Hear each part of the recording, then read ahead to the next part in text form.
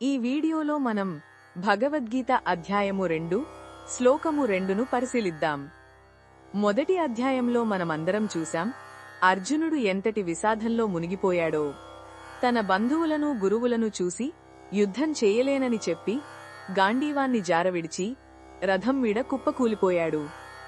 అటువంటి నిస్సహాయ స్థితిలో ఉన్న అర్జునుడిని చూసి అతని సారథిగా ఉన్న శ్రీకృష్ణ భగవానుడు తన మౌనాన్ని వీడి మొదటిసారిగా మాట్లాడటం మొదలుపెట్టాడు.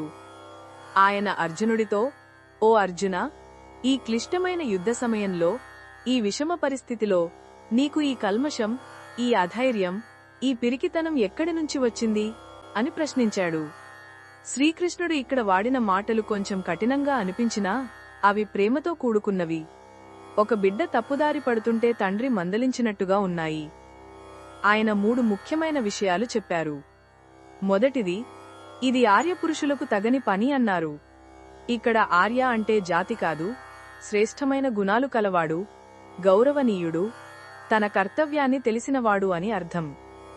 అలాంటి గొప్ప వంశంలో పుట్టిన నీవు ఇలా ప్రవర్తించటం నీ స్థాయికి తగింది కాదు అని హెచ్చరించారు. రెండవది, ఇది నీకు స్వర్గాన్ని ఇవ్వదు అన్నారు. ఒక క్షత్రియుడిగా తన ధర్మాన్ని నిర్వర్తిస్తే అతనికి పుణ్యలోకాలు, స్వర్గం లభిస్తాయి.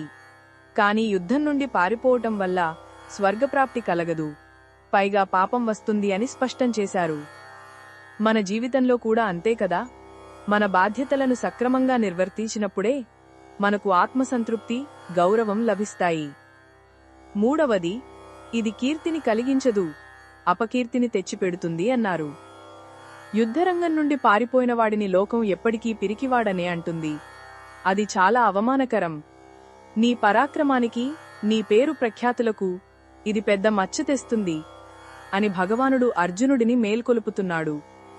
ఇది కేవలం నింద కాదు, ఒక స్నేహితుడిగా, గురువుగా, భగవంతుడిగా అర్జునుడిలోని ఆత్మవిశ్వాసాన్ని తిరిగి రగిలించే ఒక ప్రేమపూర్వక ప్రయత్నం.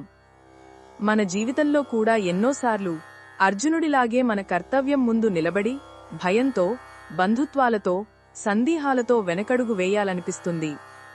అలాంటి ప్రతి సందర్భంలోనూ మన అంతరాత్మ నుండి భగవంతుడు ఇదే ప్రశ్న వేస్తున్నాడని మనం గుర్తుంచుకోవాలి. అధైర్యం, పిరికితనం మనల్ని ఉన్నతికి దూరం చేస్తాయి. ధైర్యంగా మన ధర్మాన్ని ఆచరించడమే మనకు నిజమైన గౌరవాన్ని, శాంతిని ఇస్తుంది. ఇది ఈ శ్లోకంలోని భావాన్ని వివరించడమే లక్ష్యం.